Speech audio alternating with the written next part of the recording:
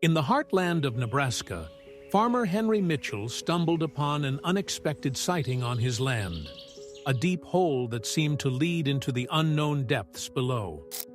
Fueled by curiosity, he decided to go down into the darkness, but what he encountered left him in disbelief. Beneath his own farm, Henry found himself face to face with a tribe that should not exist in the modern world. With their makeshift long ladder, Farmer Henry and his young field worker Joshua started making their way down the dark, deep hole. They had no idea what they were set to encounter there, but they were ready to find out. But their discovery would be beyond anything the two men could have imagined. Henry and Joshua encounter people down in the hole, but not just any human being. These were clearly humans of another time. But how was it possible that they were now face to face with these individuals? They had so many questions that they were desperate to get answers. But one thing they knew for sure: the world needed to know about this. They called the police for assistance. Henry expected them to be eager to come and assist them, but things would play out a little differently from what he expected, as he had actually made a big mistake here. But what exactly did Henry find in the hole? How was the hole even created? And what big mistake had Henry made? Farmer Henry could not help but laugh when he got a call from one of his field workers, Joshua, that morning. The boy told him that there was a giant hole in his land, going very deep into the ground by the looks of things. The first thing that Kylan did was check if it was April 1st or something, but the young man was very serious. After some back and forth, Henry decided to entertain his crazy claim and went out to go and meet him on the field. But if the boy was lying to him about this, or trying to pull a prank on him, he could pick up his paycheck and never need to come back. Henry was not very satisfied with the boy anyway, and this could push him over the edge. Henry was sure that there was no way that the boy was telling the truth, but he could not have been more wrong in his assessment. There was a small road leading him through the fields of crown that were nearly ready to be harvested. Henry was actually speeding on this road, and he could stop just in time when the field worker jumped in front of his car. Henry was about to get very angry with the boy. Not only had he called him out here for most likely a stupid joke, but now he was also jumping in front of his car. This boy was almost begging to be fired. But then Henry got a view of what was behind the boy. Or maybe better, what was not behind the boy. Where there was supposed to be a road, there was now a clear absence of sandy tire tracks. There was actually a hole in the ground. The field worker had been telling the truth. But what Henry did not know yet was that he was only seeing a very small part of the hole. Only when he got out of his car and walked closer to the hole did he see the full scope of the discovery. His jaw nearly dropped to the floor. He had never seen anything like this before, and he could not imagine how this had gotten here. The field worker had thought of some possibilities while he was waiting for his boss. It could be a giant sinkhole, a meteor crash, or the result of a small earthquake. But none of these options really made sense. Looking down in the hole, they could see mostly empty space. It was clearly no direct cylinder leading down.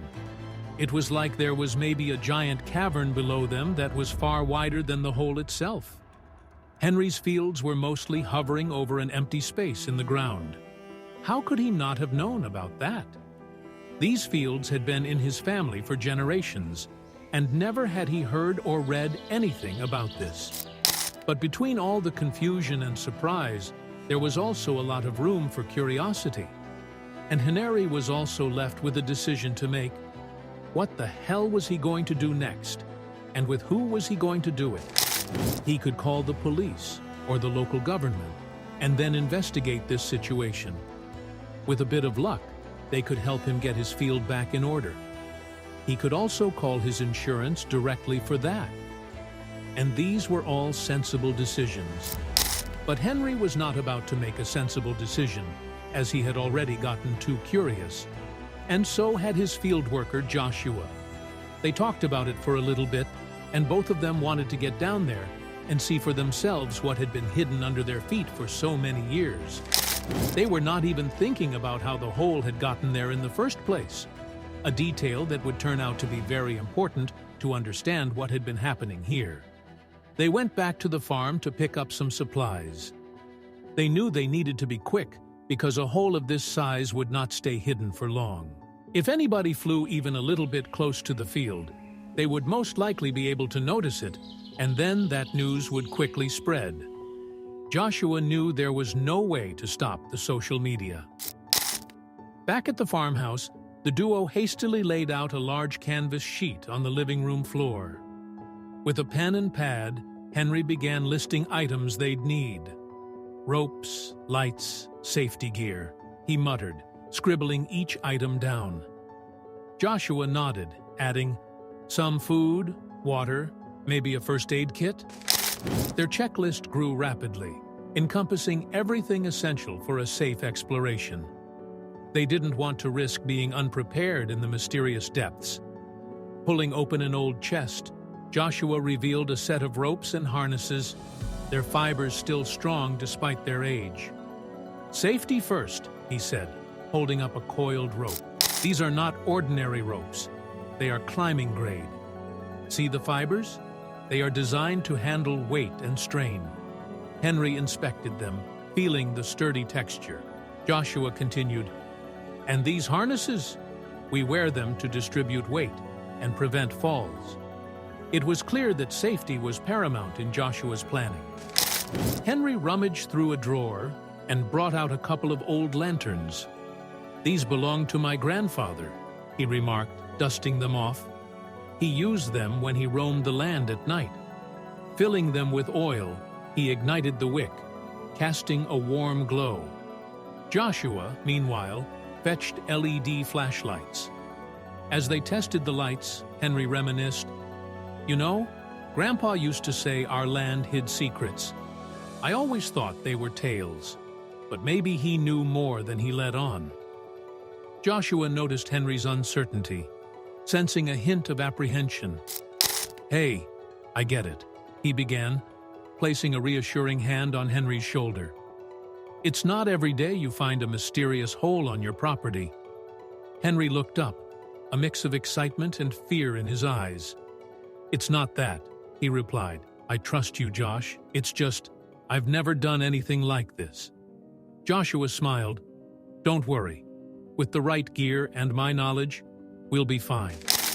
With their equipment neatly packed in rucksacks, they stood at the entrance of the farmhouse, taking a deep breath. The sun hung low in the sky, casting a golden hue across the field. Ready for this? Joshua asked, his voice filled with anticipation. Henry nodded, his pulse quickening. They set out, their boots crunching on the gravel path. Ahead lay their land, the gaping hole, and the unknown. Adventure awaited, and they were poised to embrace it. With ropes securely anchored to a large boulder, Henry and Joshua began their downward journey. Every step they took was deliberate and measured. The blue sky above narrowed into a small circle as the edges of the opening receded. The familiar sounds of the world above, the wind rustling the crops, the distant calls of birds, slowly diminished, replaced by the cool, damp air of the cavern and the echo of their own breaths. As they descended further, Joshua's flashlight beam caught something unusual on the cavern wall. Look at this, he whispered, pointing to an intricate pattern etched into the stone. They were unlike anything they'd ever seen, abstract and yet purposeful. Were these mere geological formations or signs of ancient human touch? Their speculations grew, each more fantastical than the last, as they imagined who or what might have made them. The comforting glow of daylight was now entirely behind them. The oppressive darkness of the cavern surrounded them, broken only by the limited radius of their lantern's light. Shadows played tricks on their eyes, morphing into fleeting shapes before disappearing again. Every footstep, every drop of water dripping from the cavern's ceiling seemed magnified in the stifling blackness. Their reliance on the lanterns became absolute. The vastness of the cavern distorted every sound. Their footsteps echoed, bouncing off unseen walls and reverberating back as if many others were with them. Whispers became shouts, and the creaking of their harnesses sounded like ancient doors groaning open. Amidst the echoes, Henry thought he heard the faint hum of a lullaby, or was it just the wind's passage through the cave's labyrinthine channels?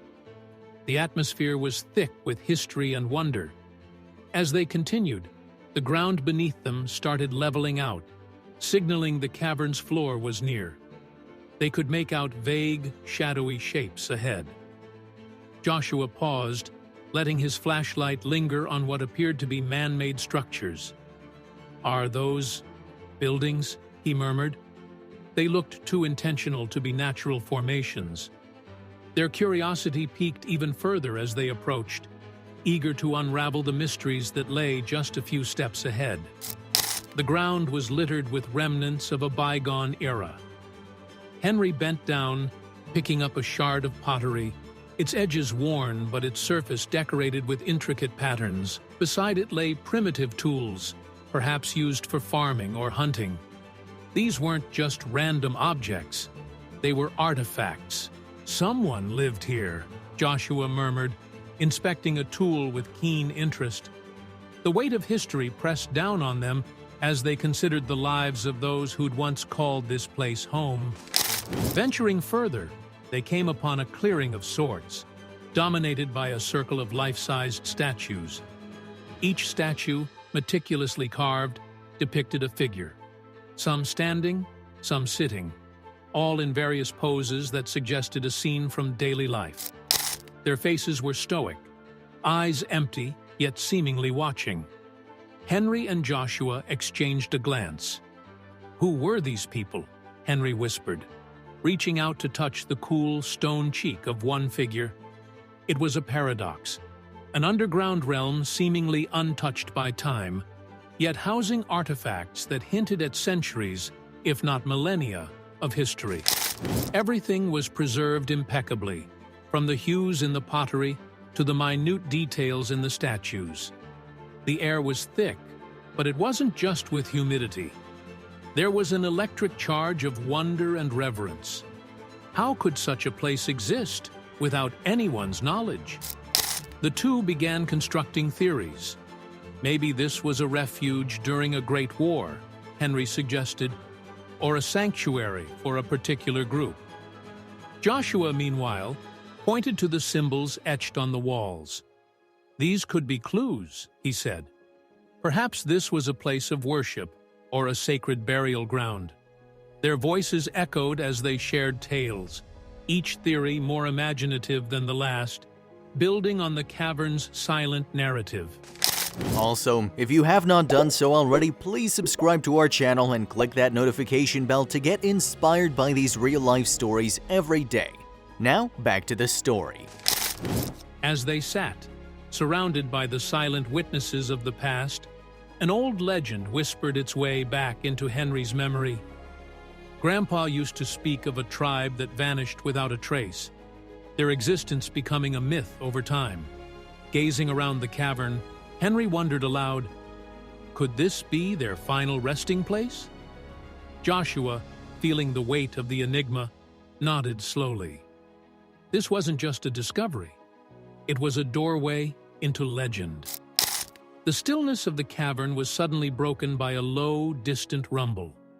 The ground beneath their feet vibrated, sending a jolt of alarm through both men. Dust particles fell from the ceiling, creating a soft haze around them. "Earthquake?" Henry questioned, his voice carrying a hint of panic. Joshua, steadying himself against a statue, replied, "I'm not sure, but we shouldn't stay to find out." Without another word, they gathered their gear, fastening their harnesses in haste. The echoing tremors seemed to chase them as they began their hurried ascent. Each foothold, every tug on the rope, felt like a race against time.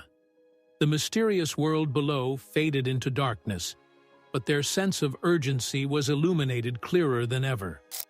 The world outside greeted them with blinding sunlight and a flurry of worried faces. "What happened down there?" an old neighbor questioned, his face etched with worry. Beside him, eager reporters jostled, cameras flashing and questions firing. "Are you all right?" one shouted. "Did you find something?" another pressed. Breathless and dazed, the two tried to process the sudden onslaught of attention. Henry, still shaken but determined, addressed the crowd. "We found structures, remnants of some sort." His eyes darted to Joshua, urging him to play along. "But it's unsafe," he continued, deliberately omitting details. Joshua nodded in agreement. "We need to be cautious." They shared a look of silent understanding. This discovery was too precious, too sacred to be turned into a media spectacle. Word spread like wildfire, and by evening, a sea of cars lined the field. Families, adventurers, and the simply curious congregated, all hoping for a glimpse of the enigmatic pit. Tents sprouted up as a makeshift camp formed. Night fell, and the whole, lit by the occasional flashlight, became a beacon for tales, theories, and legends that would shape the narrative of their small town forever. As night deepened, the distant wail of sirens grew progressively louder. The crowd hushed in anticipation, all eyes drawn to the approaching line of police cars. Their blue lights cast a cold hue, intertwining with the final streaks of sunset. Officers stepped out, their radios crackling, and their expressions stern.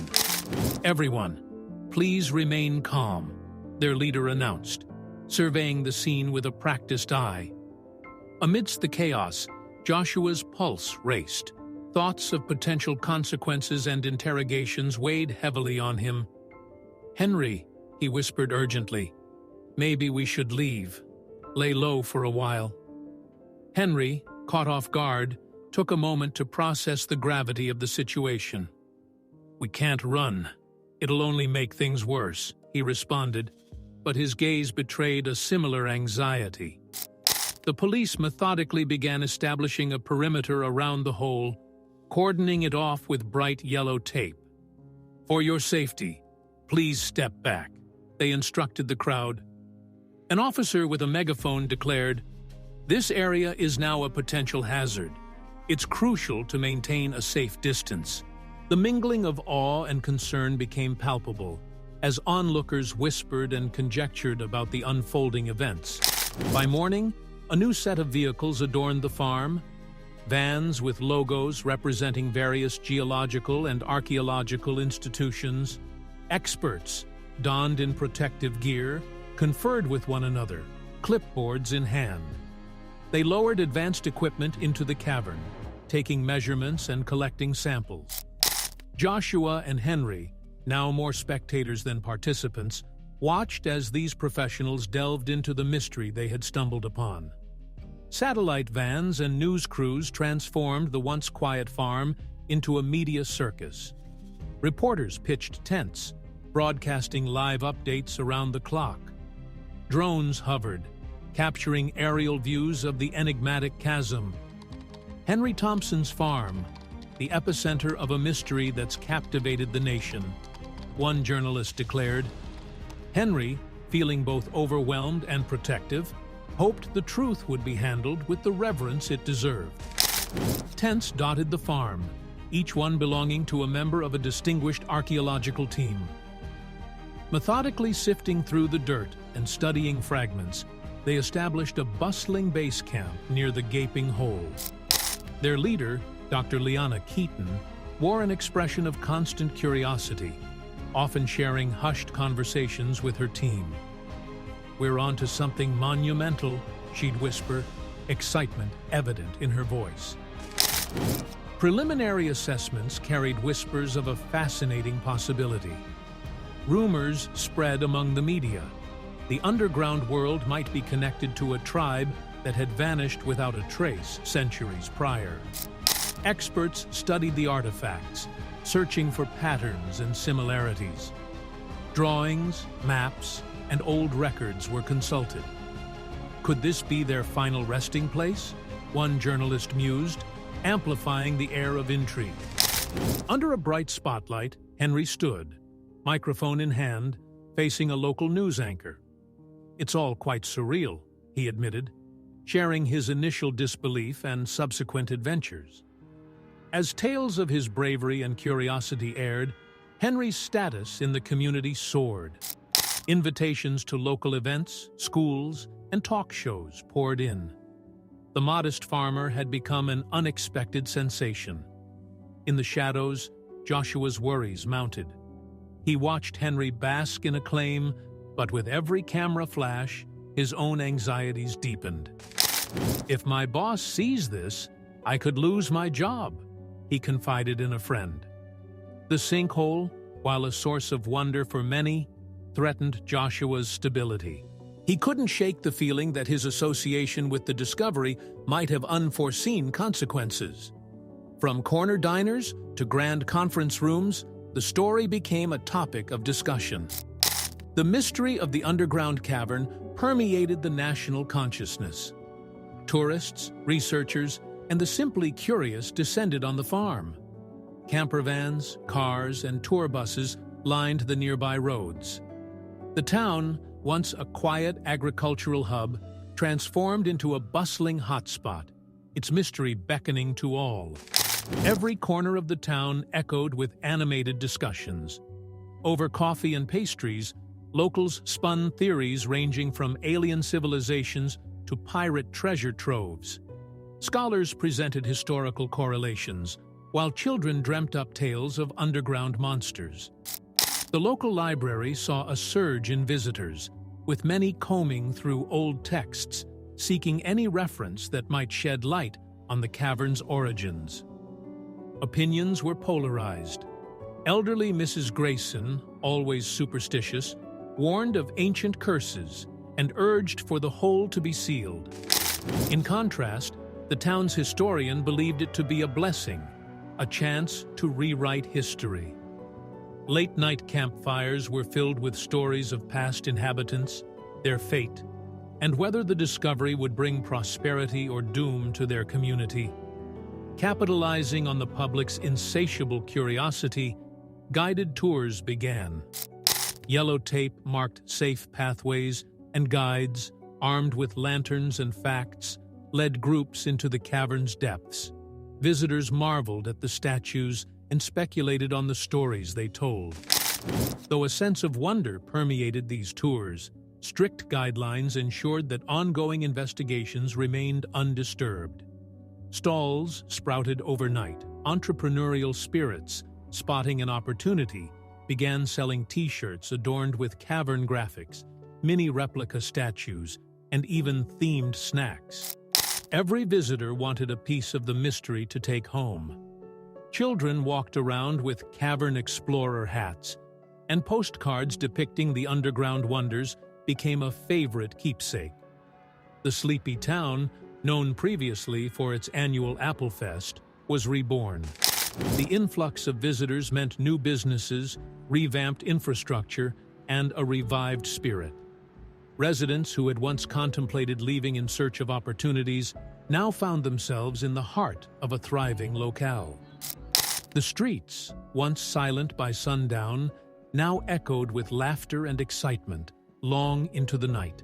Geologists completed their assessments, and their findings were broadcast on a makeshift stage. The cavern, they declared, was a result of natural geological processes, the collapse of surface layers leading to the formation of a sinkhole. Years of erosion and underground water currents had carved out the majestic space.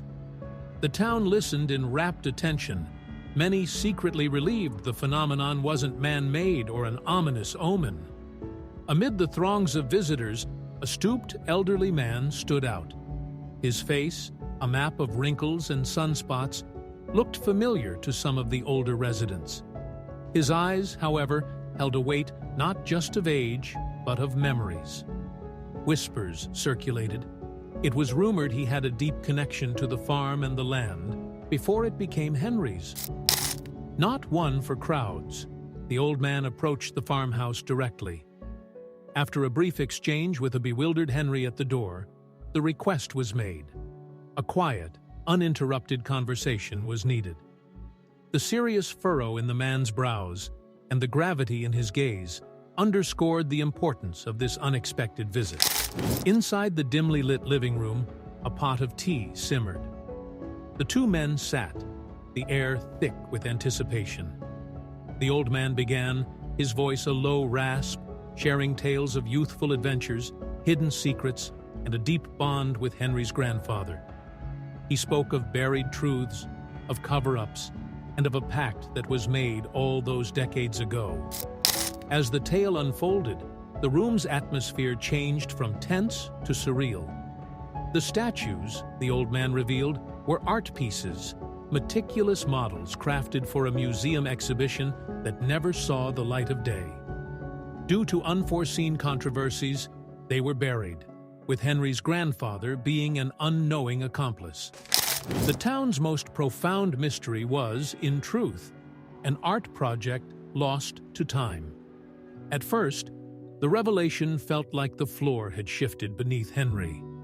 But as the weight of the truth settled in, he began to chuckle, soon growing into hearty laughter. The idea that their epic adventure had unveiled a buried art project seemed absurdly comic. Of all the secrets, he mused, wiping tears from his eyes, this is one for the history books. Well, sort of. The news traveled fast. Some residents, having woven intricate tales of ancient tribes and mystical legacies, felt a pang of disappointment. But as the initial surprise waned, many began to appreciate the comedic twist. Local comedians took to stages, quipping about ancient museum tribes, and soon enough, laughter echoed through the streets, turning the profound mystery into the town's favorite anecdote. Joshua met Henry the next day, his typical serious demeanor replaced by a playful grin. "Well," he said, clapping Henry on the back, "I guess we're the Indiana Jones of museum artifacts." The weight of the previous weeks seemed lifted. All the fears and concerns had evaporated, replaced by the warm lightness of a shared, joyous memory. The sinkhole, though its mysteries had been largely demystified, still demanded respect and understanding. Schools organized workshops, and experts held town hall sessions, educating the community about the geological processes that led to its formation. Discussions on subterranean water flows, erosion, and the Earth's dynamic nature became common topics in households, turning a fearful anomaly into a learning experience. It was clear that, while the sinkhole had brought excitement, it posed potential risks. Local authorities, with the help of geologists, drafted plans to ensure the land's stability. Drainage systems were discussed, and strategies for reinforcing the sinkhole's sides were set in motion. Though the immediate allure had faded, the town's commitment to safety and preservation remained steadfast. Seeing the interest the hole continued to garner, Henry had an epiphany. Why not turn this geological wonder into a source of revenue? Collaborating with local businesses, he laid out pathways, erected viewing platforms, and even set up a quaint cafe on the edge. The Great Sinkhole signs went up, inviting tourists to witness the spectacle that had once baffled an entire town. Central to the attraction was the whimsical display of the ancient tribe models, placed in amusing poses, with plaques explaining the hilarity of their discovery. They became the stars of the show. Local artists even created souvenirs, little figurines, postcards, and T-shirts, all celebrating the unusual tale. It became a testament to the town's ability to find humor and joy in the unexpected. Throughout the ordeal, one thing had become clear. The adventures and misadventures had brought Henry and Joshua closer. Their once casual friendship now had the depth of shared experiences, filled with highs, lows, laughter, and discovery. They often sat together at the Sinkhole Cafe, reminiscing and planning their next big adventure, whatever that might be. Like all great stories, the saga of the sinkhole and its faux tribe began to embed itself in the town's oral tradition. Elders, with a twinkle in their eye, would regale children with tales of the great discovery, adding their own flourishes and humorous anecdotes. As years passed, the story took on a life of its own, becoming an integral part of the community's collective memory. As months turned to years, life in the town settled back into its familiar rhythm. But something had changed. There was a newfound sense of pride, a shared chuckle, and a deeper connection to the land beneath their feet. The Great Sinkhole, with all its initial shock and later revelations, had taught the town one invaluable lesson: to embrace, cherish, and find joy in the unexpected.